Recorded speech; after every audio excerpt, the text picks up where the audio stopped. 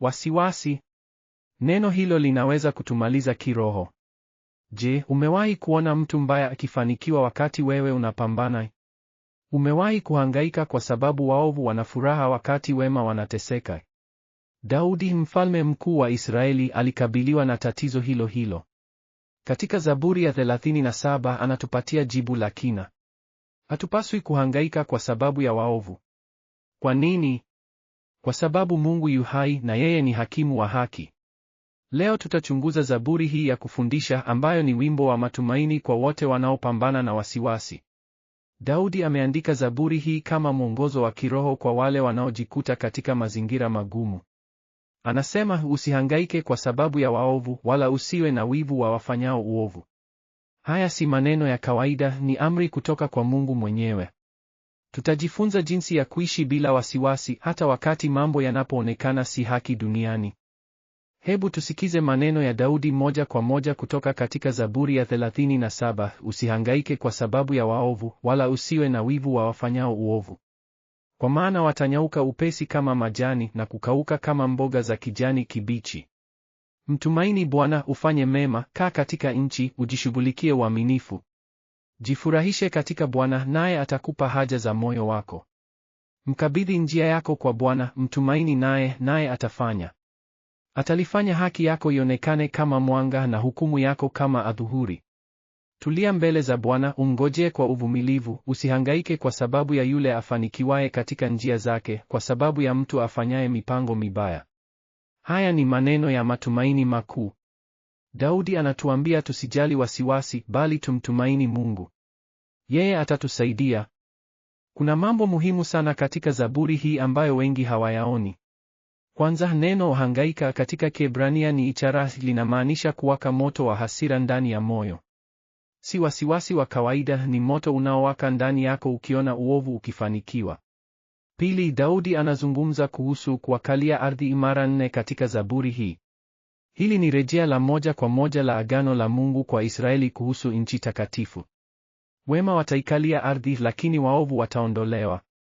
Tatu, Zaburi nzima ni acrostic katika Kiebrania, kila mstari unaanza na herufi moja ya alfabeti ya Kiebrania kwa mpangilio. Hii inaonyesha uthabiti na ukamilifu wa ahadi za Mungu. Daudi hakuandika ovyo, aliandika kwa mpango wa kimungu. Mambo haya yanaonyesha umakini mkuu wa Daudi katika kutupatia mwongozo wa kina wa kiroho. Zaburi hii inatuonyesha mabadiliko makuu ya kiroho. Badala ya kuhangaika, tunapaswa kumtumaini Mungu. Badala ya kuwa na wivu wa waovu, tunapaswa kufurahia katika Bwana. Badala ya kuogopa mambo ya siku zijazo, tunapaswa kutulia mbele za Mungu. Hii si falsafa ya kibinadamu, ni ukweli wa kimungu. Daudi anasema tunapaswa kujificha katika Bwana. Neno hili katika Kiebrania ni anag, linamaanisha kuwa na furaha na raha katika Mungu. Si kusema tu ninamtumaini Mungu kwa mdomo, bali kuishi maisha ya kufurahia uongozi wake. Mungu si mlinzi tu, yeye ni chanzo cha furaha yetu. Wakati tunapoona waovu wakifanikiwa, badala ya kuhangaika, tunaweza kufurahi kwa sababu tunajua Mungu yu madarakani. Yeye hataruhusu uovu ushinde milele.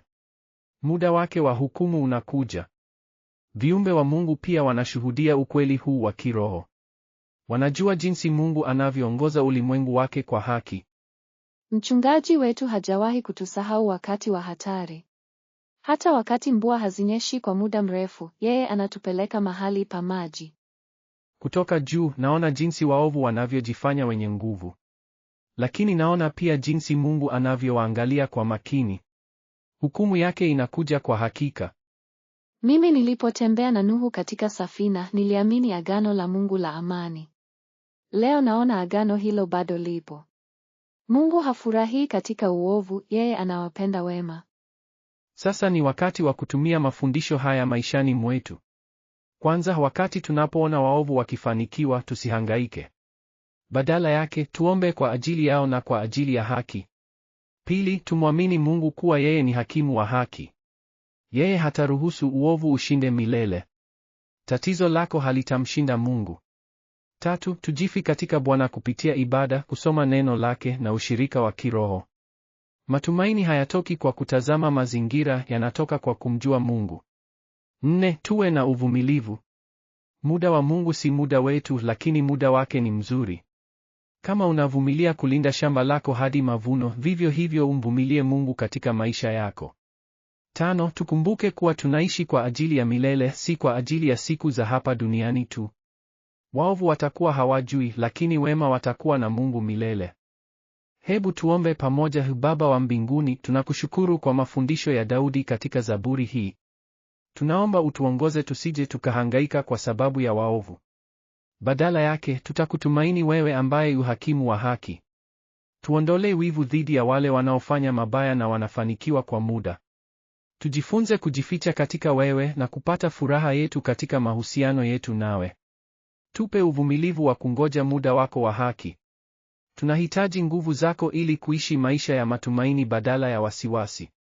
Twakuomba katika jina la Yesu Kristo, Mwokozi wetu. Amina.